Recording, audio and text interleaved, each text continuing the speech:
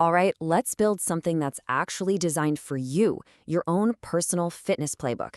Forget about those one-size-fits-all workouts. We are going to figure out a way for you to get active that you'll genuinely want to stick with. Let's do this.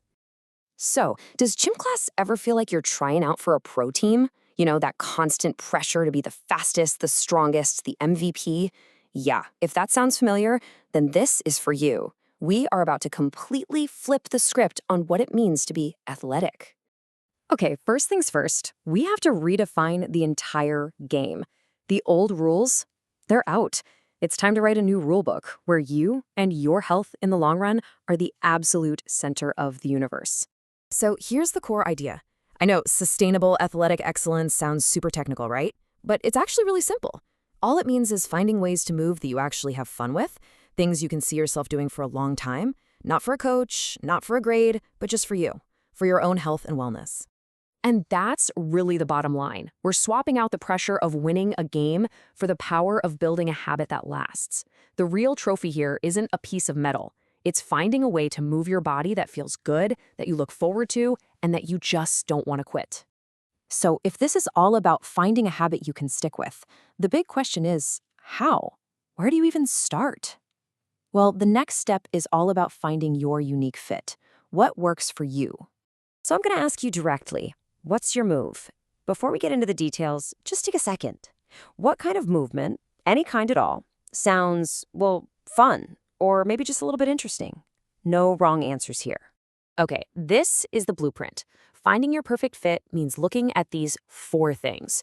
First up, strengths. What are you naturally good at? Do you thrive in a team, or are you more of a solo act? Then, interests. Do you love being outside, blasting music? What do you actually enjoy doing? Third is lifestyle. Let's be real. How much time do you actually have? And finally, what are your wellness goals? Are you trying to de-stress after a long week of school or get more energy?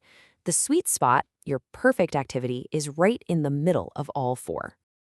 All right, so once you have an idea, maybe it's skateboarding, maybe it's hiking, maybe it's just learning a TikTok dance, it's time to design a real game plan. An idea is awesome, but a plan is what actually gets you off the couch. You know, vague goals like, I'm gonna get better at skateboarding, almost never work. Here's how you make it real. 1, give your goal a name. Simple. 2, make it measurable. How long are you gonna practice? How many times a week? And 3, this one is absolutely crucial. Build up slowly. You're not gonna land a crazy trick on day 1. Week 1 is just about balancing on the board. Week 2 is learning to push off. That step-by-step approach is how you build real skill and confidence without getting frustrated and giving up. Now think about this. Even the best pro teams adjust their playbook during the game. Your playbook should be the same. It's a living, breathing thing. You have to track how you're doing and be ready to adapt when things aren't going perfectly. And listen, this doesn't have to be some complicated spreadsheet. We're talking about a simple check mark on your calendar, a quick note in your phone. Are you sticking with it? How does it feel? Just paying a little bit of attention will tell you everything you need to know. And let's be honest, setbacks are gonna happen. It's just part of life. You'll have a week where you're buried in homework, or you get sick, or you just don't feel like it. It's not a question of if you'll have a setback, but what you do next. This right here, this might be the biggest game changer of all. The old way of thinking, on the left, sees one missed day as a total failure. It's that all or nothing trap.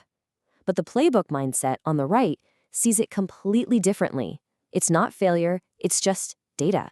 It's feedback. I skipped a day. Maybe 3 times a week is too ambitious right now with my schedule. Let's adjust the plan to 2. That mental shift from failure to feedback is everything.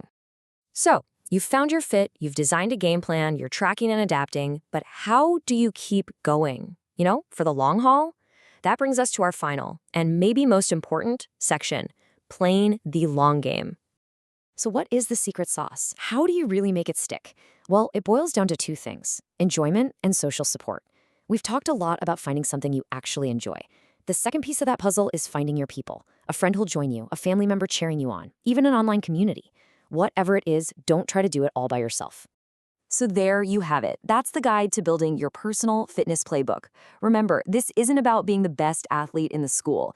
It's about being your best self completely on your own terms. So the only question left is, what's your first move? What is one small thing you can do today to start writing page one of your very own playbook?